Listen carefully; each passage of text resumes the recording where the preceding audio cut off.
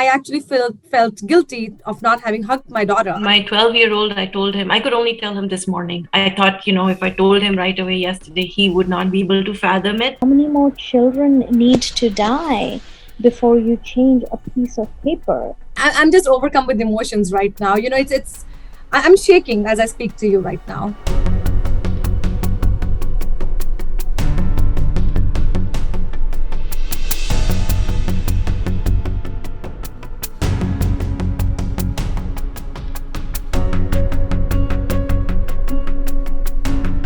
Not again. Not again. This can't be happening. In the United States of America, this cannot be happening. A country that is so developed, a country that, you would imagine to feel safest, in anywhere around the world, really. And I actually felt guilty of not having hugged my daughter. So it's very anxiety inducing, right? And I was like, oh my God, I didn't hug her this morning, and I pestered her for eating her breakfast. And she, we had a little argument on the breakfast table. I shouldn't have done that. What if? I'm just overcome with emotions right now. I'm shaking as I speak to you right now because no one should be talking about this. My immediate reaction was of shock, immediately replaced with anger and frustration. As a parent of two kids who've been raised in this environment all of their school lives, I felt a lot of anger against people who we've elected to do something about this. It's been many years since these kind of events are happening.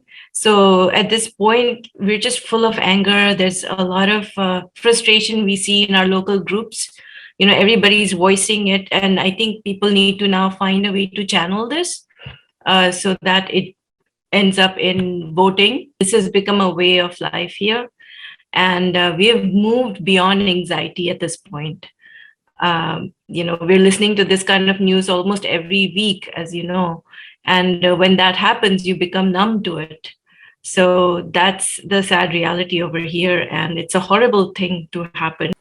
This is just the most cruelest form of no parent needs to go through this, where they have to be scared that the children could die because they went to school. Because this is not the first time it's happened.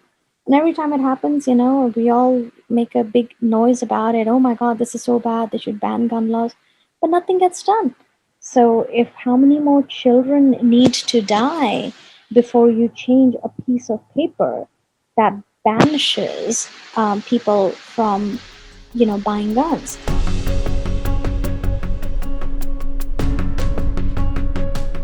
It's a hard discussion. It's a very hard discussion. And guess what? My 16-year-old today came up to me and told me, Mom, since she was in elementary school, they have had drills. They have had, safety drills happening. And she told me, and what she told me, I just couldn't even, it's taking me time to even process that. Imagine she was boasting to me how well she camouflages with the band instruments that are in her class where she goes and hides. Imagine the psyche of the child, who's telling me that, Mom, I find the best hiding spot there is. So my kids are now 12 and 17. Okay, so with the older kid, he understands this very well. They've been through drills in school. Unfortunately, we have periodic school drills now. So with my older one, as soon as he walked in from school, I said, you heard about it, right? And he nodded and he was already aware. And it was, I could see he was full of dread. As a 17-year-old, they are expecting something better for their futures, for, their environment. And my 12-year-old, I told him, I could only tell him this morning. I thought, if I told him right away yesterday, he would not be able to fathom it. 18, 19 children dead is too big a thing to grasp.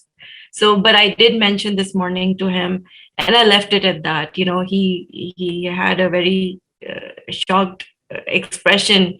And then I promptly changed the topic because obviously I need them to go to school. I don't need them to be anxious. If I were to have a conversation, I think I would I would keep it age appropriate. If I was talking to my teenage son, then it would be more a conversation about, keep an eye on people around you and the impact of mental health and,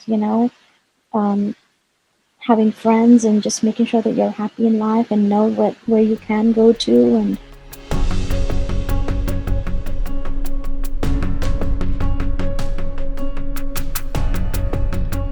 like if thoughts and prayers were enough, then how about you leave the country to run on thoughts and prayers? How about you leave the industries to run on thoughts and prayers? Why can't the gun industry, the NRA, run on thoughts and prayers? Why do we have to run on thoughts and prayers?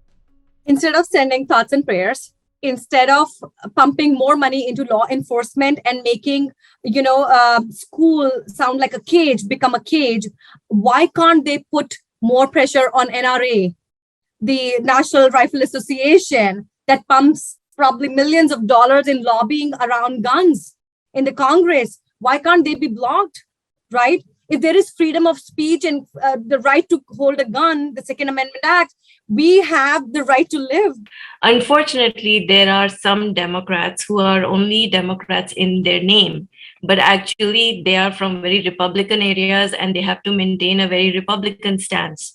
And we Indians who have come to the US and we have become citizens, a lot of us remain disconnected. We are still plugged in more to the Indian news. But there's a need that, we need to come and get more grounded on what's happening around us, get more engaged in our school level politics, the town level politics, the state, the county, all of that. I would say that change the system. I mean, just because something seems difficult doesn't mean it's not doable. So, this whole argument, it's going to require this many votes, it's not going to be possible, how we possibly, that's bullshit. This is our country.